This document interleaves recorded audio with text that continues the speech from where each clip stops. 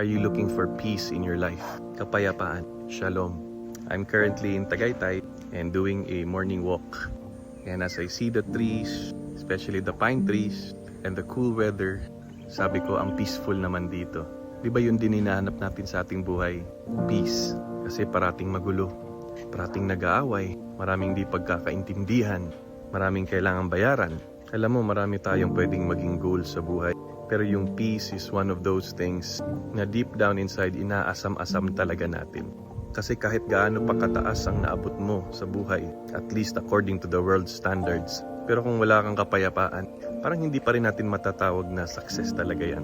Kaya at some point, you would rather go for a simple life but peaceful life. Pero here's the thing, troubles come. They come because there is sin in our lives or maybe sin in the lives of other people that affect us. Kasi yun talaga gusto ng kalaban, na magkaroon ng chaos, disorder. Kaya naririnig ko early on in my journey that our God is a God of order. Yes, peace and order. Yan yung gusto ni Lord para sa buhay natin.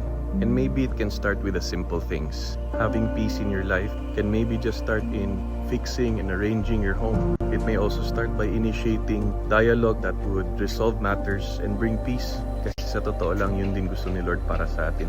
Kapayapaan, kaginhawaan, to bring peace and order into our lives and for us to become instruments of peace. Kaya yung batian na peace be with you, mahalaga po yun. Ibig sabihin na yung Diyos nasa iyo. Dahil nasa iyo yung kapayapaan, binibigay natin to sa iba. At pag binibigay natin ito sa iba, ay babalik din sa atin yan. Pag peaceful ang ating kalooban, susunod na yung joy. Kaya my prayer for you is that each and every day, magkaroon ka ng kapayapaan. Di ko kayo tinatakot pero di ba pag namatay, sinasabing rest in peace. Kasi itong buhay talaga natin medyo magulo. And it is a continuous process of putting order in this world. Kaya pag na kay Lord na tayo, yan, there is peace.